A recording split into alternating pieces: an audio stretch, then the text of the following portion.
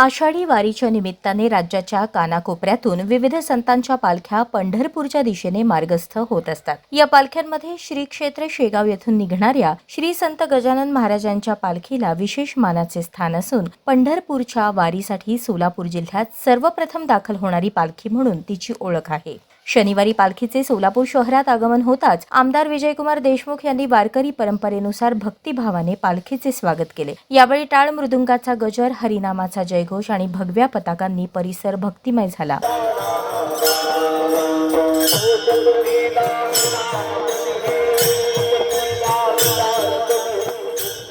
हजारो वारकरी, टाळकरी, माळकरी आणि भाविक या स्वागत सोहळ्याचे साक्षीदार ठरले। यावेळी बोलताना आमदार विजयकुमार देशमुख म्हणाले, शेगावच्या राणाचे दर्शन सोलापूरकरांना दरवर्षी या पालखीच्या माध्यमातून घडते। ही आमच्यासाठी मोठी आध्यात्मिक पर्वणी आहे। गजानन महाराजांच्या चरणी सेवा करण्याची आणि पालखीचे स्वागत करण्याची संधी लाभणे हे आमचे भाग्य असून याचे मनस्वी समाधान वाटते।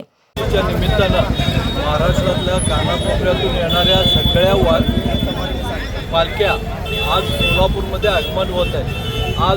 कालच गजानन महाराजची पहिली सोलापूर जिल्ह्यामध्ये जी पहिल्यांदा प्रवेश करणारी पालखी म्हणजे गजानन महाराजांची पालखी गेले जवळपास 700 किलोमीटर चालत येणारी ही पालखी आणि जाताना परत जाणारी 700 किलोमीटर अशी ही पालखी सोलापूरमध्ये कालच आगमन झालं। आज शहरामध्ये आगमन झालं। याचं स्वागत या शहरवासियांनी फार उत्साहानं केलं आणि एक प्रकारचा भक्तिमय वातावरण या सोलापूर शहरामध्ये झालेलं आहे। गजानन महाराजांचा हा पालखी गेल्या अनेक वर्षापासून या सोलापूर शहरामध्ये येतो आणि ह्याचा गजानन महाराजाला न जाऊ शकणारे जवळपास पण त्या पालखी इथं आल्यामुळे साक्षात गजानन महाराजच आपल्या सोलापूर शहरात आमच्या या सगळ्या भाविकांना दर्शन देण्यासाठी इथं उपस्थित राहतात। याबद्दल आम्ही सगळेच कृतज्ञ आहोत आणि गजानन महाराजांचा आशीर्वाद ह्या सोलापूर शहरवासीवर राहावं एवढंच मी त्यांच्या चरणी प्रार्थना करतो।